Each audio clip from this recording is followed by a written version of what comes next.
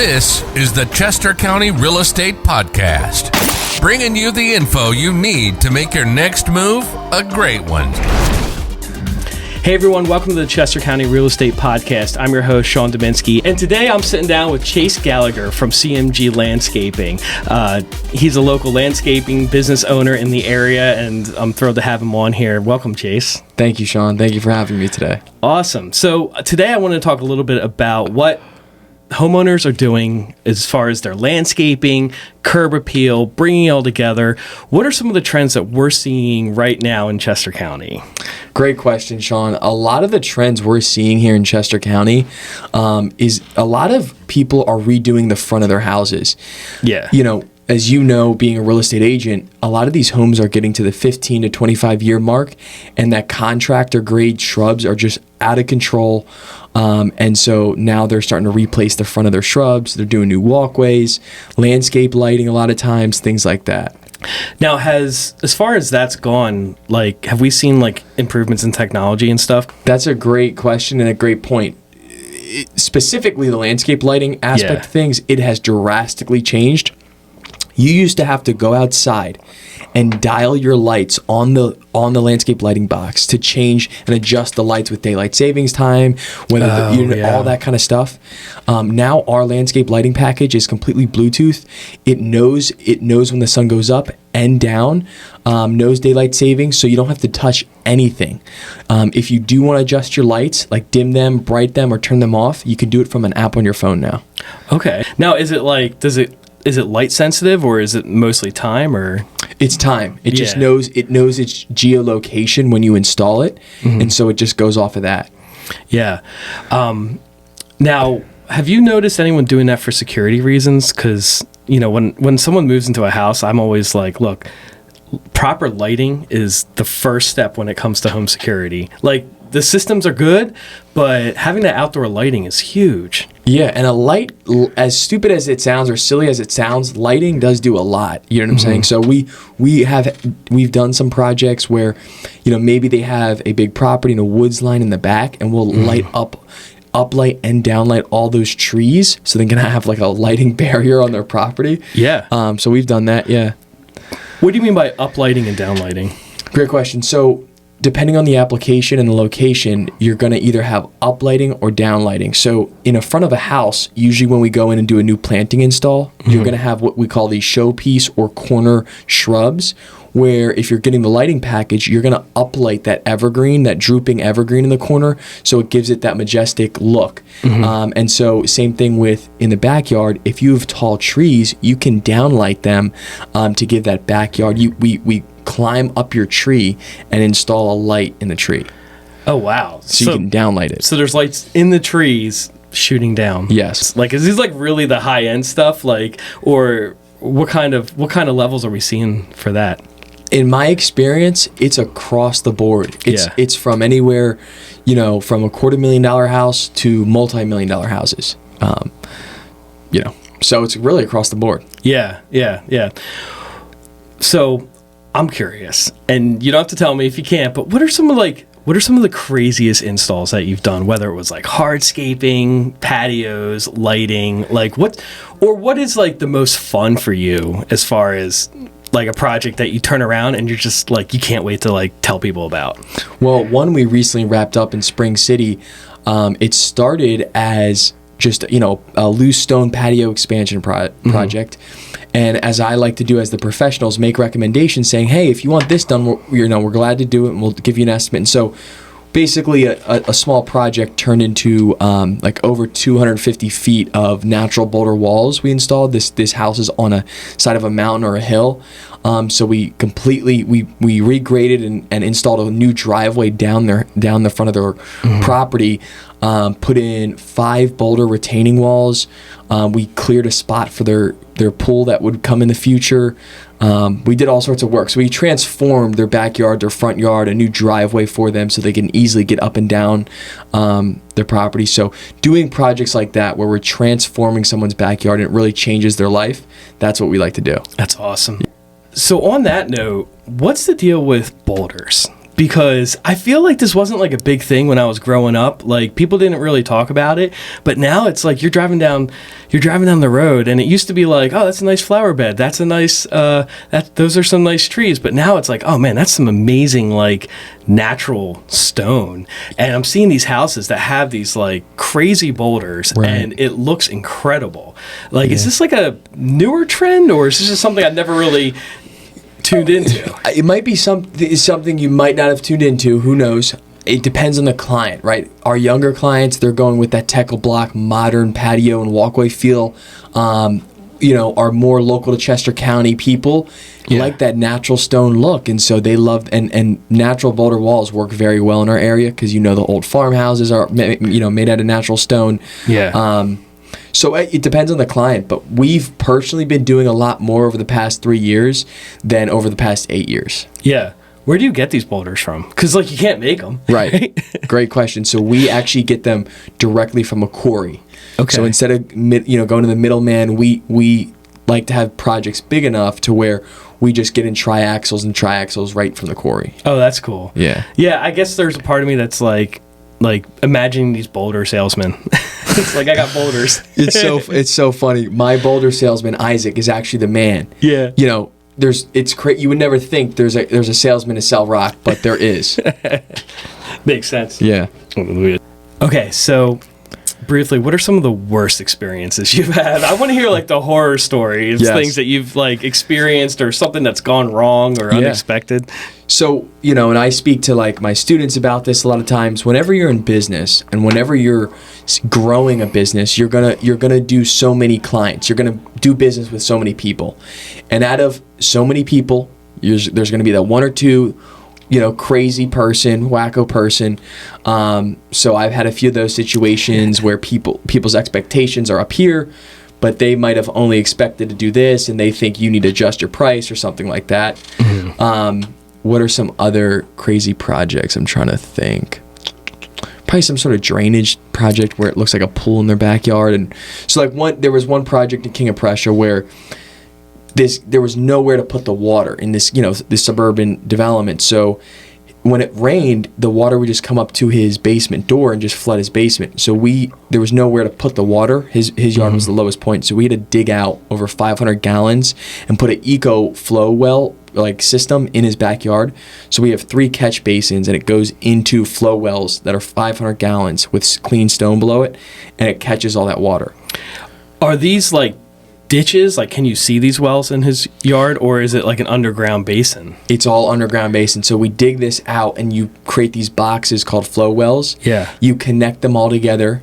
You put commercial weed fabric and then clean stone around it and kind of like wrap it up like a burrito, and then put your catch basins on top and grade the entire lawn to your catch basin, and it catches all of that water. Okay, wow. Yeah, I'm picturing like a combination of like the street boxes for the drainage and like a septic system basically. Right. Kind of like a septic system like that size, but just built a little differently. Yeah. Do you guys do septics at all, or? We don't. We do lots of drainage. We do tons of landscape lighting, rip outs and installs, anything hardscaping, commercial snow removal.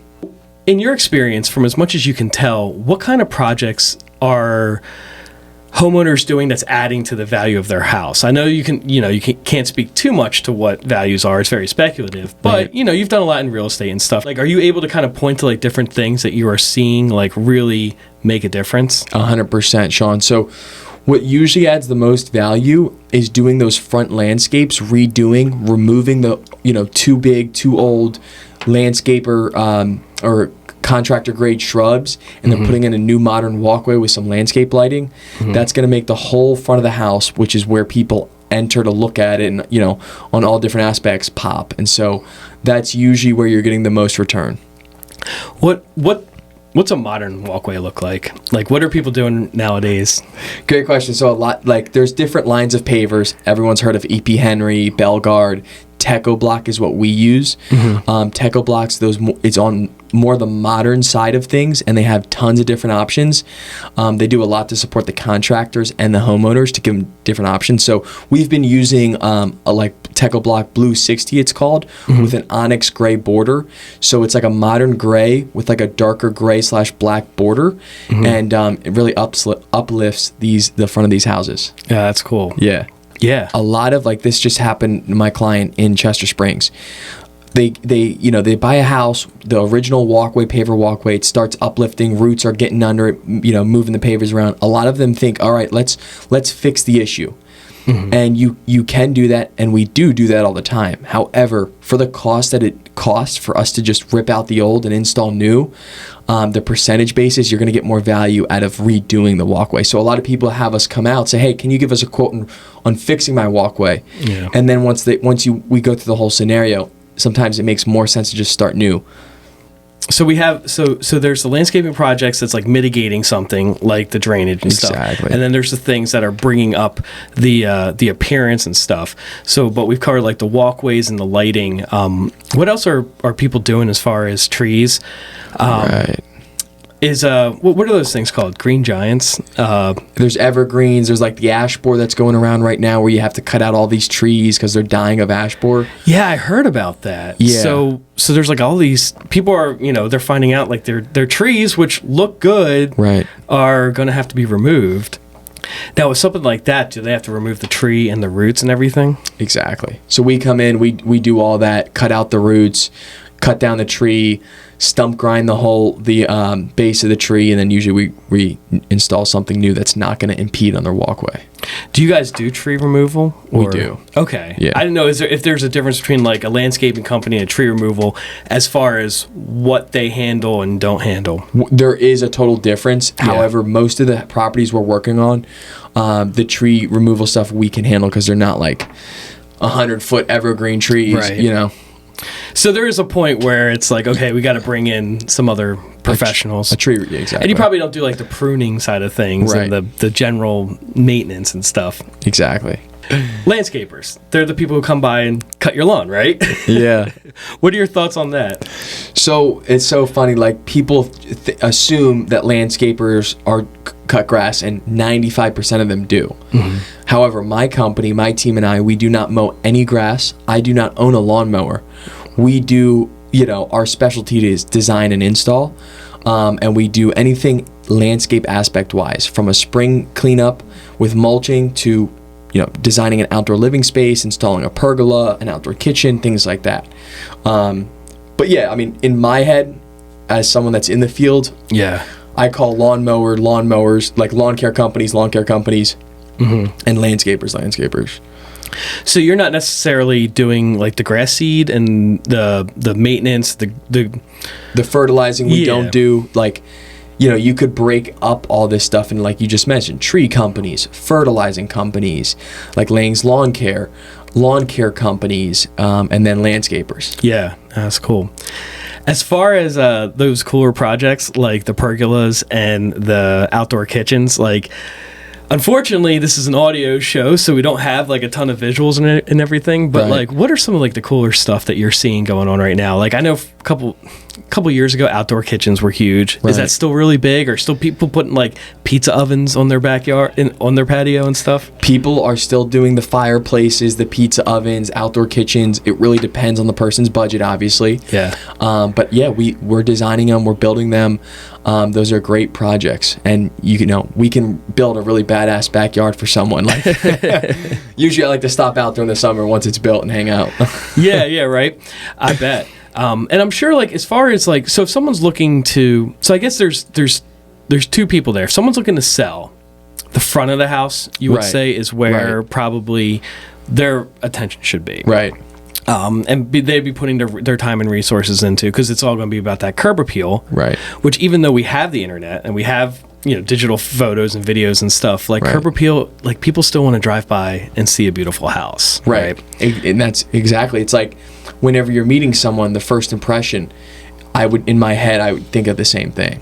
Yeah. You know, when the husband and wife are pulling up to the house to the open house and they see modern landscaping, and like it just shows that person that they care about the house. Right. Yeah, that's important.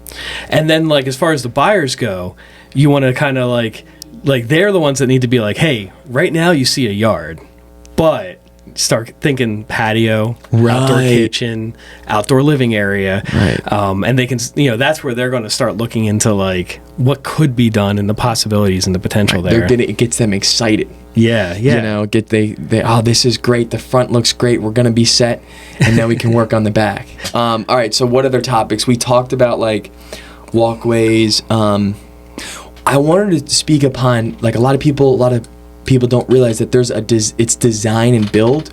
So they call us out, and the spectrum in the industry right now, the thought is like, oh, I'm just going to call landscaper out, they're going to take care of it. However, a lot of like how a real like landscaping company does it is you call us out for our professional opinion. We gather ideas, and then we build a design based off your ideas and budget, and then you go into installation phase. So a lot of clienteles, they don't realize that like a design does cost money. You're putting together a team to build that design, from designer to contractor to homeowner, and then from there your project begins to being built. So aren't there landscape architects and landscape engineers and landscapers? Like, what are some of the differences between those different professions that we've seen pop up over the years? Yeah, so landscape, like you said, landscape engineers, landscape architects. I deal with landscape designers / architects. Okay. And then a lot of times, depending on the project, if it's like, let's say, a retaining wall, if it's over 4 feet in Chester County, you need an engineer's stamp of approval. So that's when we'll go to our engineer, get the stamp of approval, and we can build it based off his specs that he recommends. But yeah, it takes it like you just mentioned. It takes a team for us to put together your design of your backyard. For then we can go and build it. And you want that. You want the team, you want the expertise in your design, you want the contractor, designer, and the homeowner all working together to create the best product possible. Well, I think about building a house. Like no one would add on to their house without talking to an architect first, right? You know, and then you have a structural engineer, and then someone to lay down the foundation. And this is just like for an addition or so. And then I think about like landscaping, and it's like on top of that, this is outside. There's no roof, so you have to mitigate all this water, and you constantly have nature like fighting against you. You know. Yes, and that's why it's so important to pick the right contractor. Yeah. My advice for that is references. We take video testimonials almost on every single project. We've been doing this starting last year, so I have like 15 videos of clients. So the biggest mistake people make, and as a contractor I know this, is price shoppers. You know, if you go for the cheapest bid, you're going to get the cheapest work. You know, they're not going to put the drainage in your patio, so a year down the road when you get a big storm, it's going to be flooded out, or your wall's going to fall over. You know what I mean? Well, that's kind of like the question is, it's like, okay, so the contractor's responsible for finishing the job. What happens a year from then or 2 years from then when it's like I spent all this money on a retaining wall and now it's starting to not retain things? Reputable contractors like myself supply a warranty on their hardscaping. And so if you're sitting down, if you're about to hand a contractor a check and you're not signing a proposal, you know, and this has to be a big project. This isn't a spring cleanup, right? But if you're not signing a proposal for a deal that's $25K or larger, and there's no warranty, you know, you should probably stray away from that contractor. Yeah. All right. So here's a question for you. Yeah. You know, obviously you have your price shoppers and everything, Oh, and the advice is you get what you pay for. Have you ever seen anything or had to come in and fix something because what they got before, that you could tell they were price shopping beforehand? Like anything that comes to mind? Oh yes, we've had to redo patios and walkways because of the same exact thing. And this is one thing, like if a customer's on the edge, one thing I like to mention is, you know, are you just going to buy it once, or are you going to be, you know, cheap and have to buy it twice, right? So I'm not I don't buy once, cry once. I've heard that before. Buy once, cry once. Like my buddy has a good phrase. He's like, I'm not rich enough to buy it twice. I'm not. It's something like that, and he's so right. It's like just make sure you get with the right contractor. It can be hard sometimes, but we discussed a few good tips. Yeah, that's awesome. What's the best way for people to get in touch with you if they're thinking about doing something to their yard, need some landscaping? What do you usually recommend? You can give me a call at 484-901-6635. You can go to our website, cmglandscapes.com. Fill the request form out. My team will be in touch. You can follow us on Instagram, cmg_landscape. That's probably the 3 best ways to get in touch with me. Awesome, man. Well, thanks for coming out. I appreciate it. Thank you for having me, Sean. Thanks for listening. This has been the Chester County Real Estate Podcast, brought to you by RE/MAX Ace Realty, serving buyers and sellers in the Chester County area. Subscribe for new episodes at acerealtypa.com/podcast. And you can find us on Facebook, YouTube, and wherever podcasts are found.